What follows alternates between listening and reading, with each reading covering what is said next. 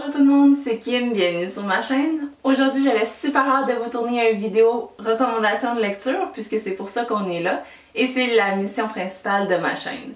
Donc je voulais vous montrer quelques titres que j'avais lus jusqu'à maintenant cette année qui n'étaient pas mes top parce que ça je vous le réserve pour la fin de l'année, un top 10 des meilleures lectures de 2016. Mais on n'est pas encore à la fin de l'année et je voulais pas vous voler de punch, donc c'est pour ça que je voulais vous montrer les titres que j'ai donné 4 étoiles et demie, qui se retrouveront probablement pas dans le top 10 de fin d'année. Donc sans ordre particulier, on va commencer avec A Little Something Different par Sandy Hall. Une petite histoire contemporaine qui met en scène Gabi et Léa qui sont dans la même classe de création littéraire. Ce qui est particulier avec cette histoire-là, c'est qu'elle est racontée par plusieurs perspectives. Donc on a l'enseignante, les amis autour, un écureuil et même un banc de parc. C'est une petite lecture très facile à lire et pas longue du tout. Donc vraiment une bonne lecture que je vous recommande. Ensuite nous avons The Storied Life of A.G. Fikry de Gabrielle Zevin. Je vais vous mettre une image juste ici parce que je l'ai emprunté à la bibliothèque.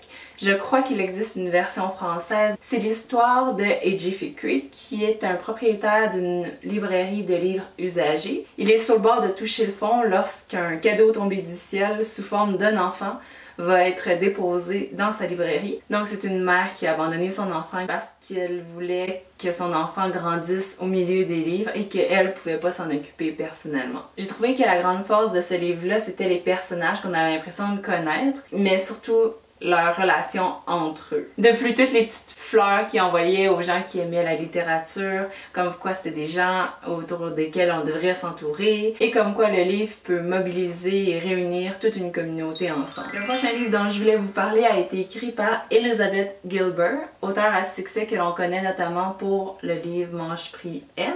Celui-là par contre ce n'est pas un roman, c'est plutôt un livre dans lequel l'auteur nous partage sa sagesse et sa vision sur des sujets qui ont beaucoup interpellé l'artiste et l'écrivaine en moi, soit la créativité, l'inspiration et la curiosité. Quand j'ai lu ce livre, je pensais que j'allais avoir des conseils sur comment être inspirée et tout ça, et finalement c'était complètement autre chose.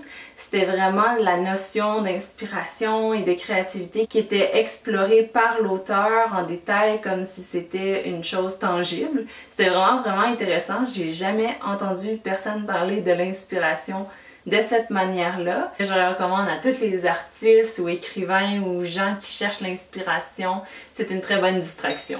Ensuite, nous avons The Serpent King par Jeff Zentner. C'est un super premier roman pour cet auteur-là.